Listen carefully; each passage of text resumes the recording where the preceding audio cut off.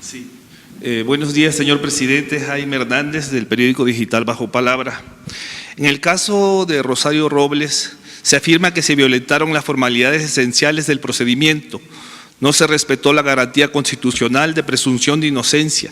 Se usaron criterios viciados y oficiosos que no colman los extremos para solicitar la prisión preventiva. Sin embargo, el caso de Rosario no es el único donde la ley se aplica de manera oficiosa. La pregunta es si usted ve bien que se continúe con esta manera de aplicar la justicia en México, que ha sido la norma todo el tiempo, o piensa que debe cambiar. Usted ha dicho que el Poder Judicial debe regularse solo, pero se está viendo que no es así.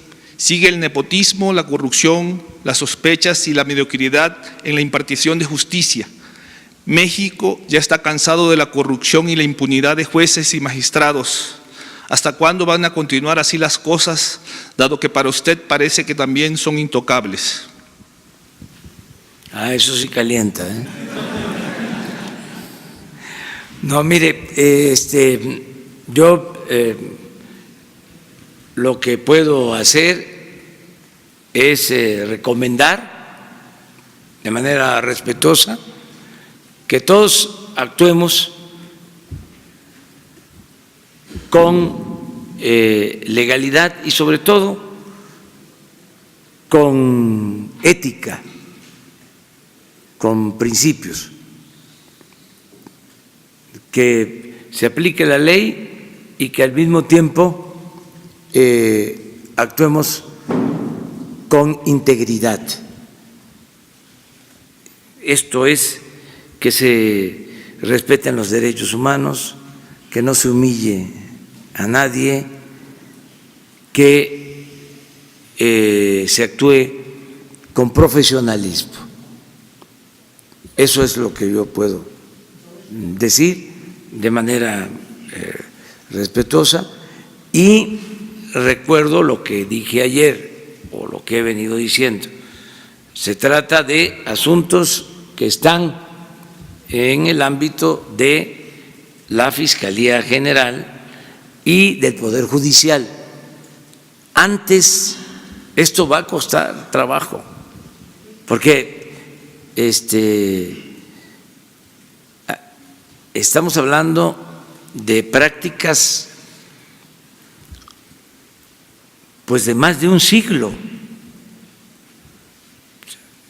Todo este andamiaje de hacer creer o de simular, de fingir, de que se aplica la ley y que se hace sin consigna. Esto se creó desde la época de Porfirio Díaz. En la República Restaurada no era así, no fue así cuando gobernó Juárez, cuando gobernó Lerdo. Entró Porfirio y creó toda esta forma simulada de gobierno, donde en apariencia él era respetuoso de la ley y se cuidaba las formas, pero lo cierto es que la Constitución y las leyes se violaban en el fondo. ¿Saben dónde se descubrió todo esto? Cuando empezaron a clasificarse los archivos personales de Porfirio Díaz. Ya se sabía de que había un doble discurso, pero cuando empezaron a ordenarse los papeles de su archivo, allí empezaron a aparecer los telegramas. Nunca pensaban de que iban a hacerse públicos esos archivos, y ahí está el telegrama que envía al hombre fuerte en Veracruz cuando hay una oposición estoy tratando de acordarme que era su compadre, que había estado con él como hombre fuerte.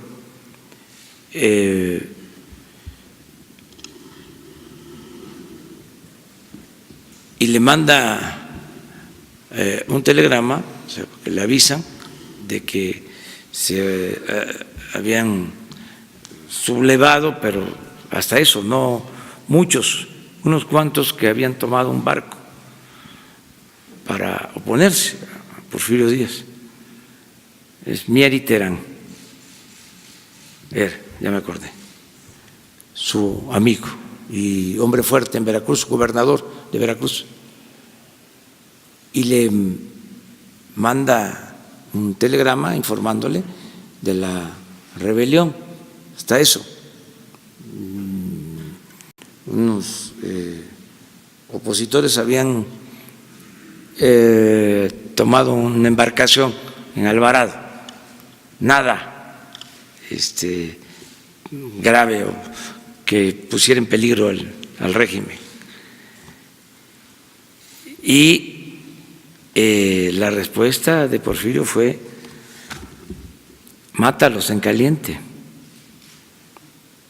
Eso, palabras más, palabras menos, dice el telegrama. Entonces, fusilan en Veracruz a opositores, gente inocente, pero así era. Caso de los periodistas, hay en el archivo una recomendación al gobernador de San Luis Potosí, que también ya llevaba años ahí, y había un periodista que constantemente criticaba al gobernador, que eran 2, 3 hermanos, terminaba uno de gobernador y entraba otro, y así. Los gobernadores en el porfiriato, si él estuvo 34 años, pues habían gobernadores que duraban 20, 30.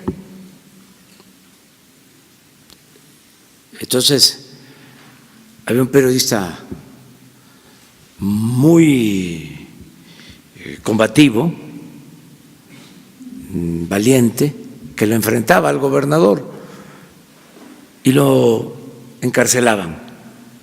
Entonces, una vez se queja el gobernador porque el juez le daba amparo al periodista, y salía el periodista y volvía a cuestionar al gobernador, y le pide un consejo a Porfirio. Todo esto está en el archivo. Por eso ya no se está clasificando, se quedó trunca la clasificación de los más de 30 años. Una universidad estaba haciendo ese trabajo y yo creo que se dieron cuenta de lo que significaba para el conservadurismo, porque es poner al descubierto, es el rey va desnudo, quitarle la máscara. Entonces, en esa ocasión le pide un consejo el gobernador a Porfirio y le dice: Porfirio, mira,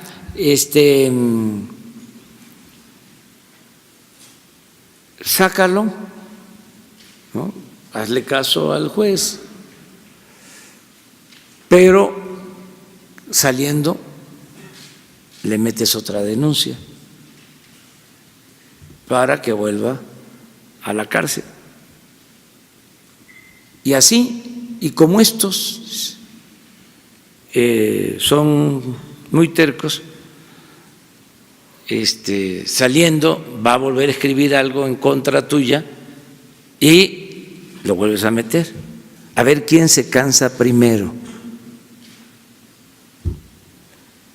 Entonces, estoy poniendo un ejemplo, pero así era todo. Por anticipado se sabía quiénes iban a ser diputados, quiénes iban a ser senadores. El poder legislativo, el poder judicial, fue sometido. Don Daniel Cosío Villegas decía de que los legisladores en el Porfiriato le daban la razón a Porfirio antes de que abriera la boca. Ya estaban aprobando. Entonces, eso quedó, toda esa simulación se mantuvo, bueno, hasta el año pasado. ¿Quién mandaba en la Procuraduría? El presidente. En el Poder Judicial, con todo respeto, el presidente. Había un abogado famoso del Ejecutivo que tenía acosado a los ministros.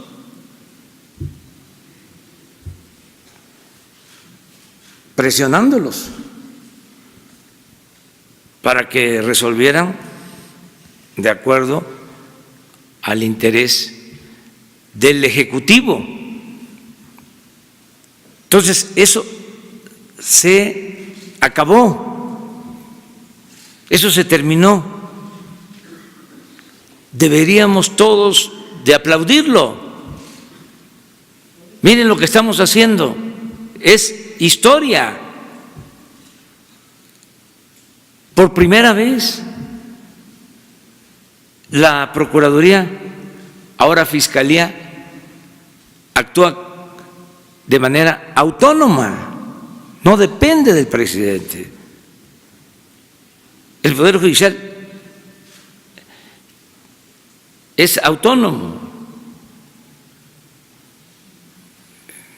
¿Ustedes creen que en las pasadas administraciones se iban a dar casos o se dieron casos como los amparos para construir el aeropuerto en Santa Lucía?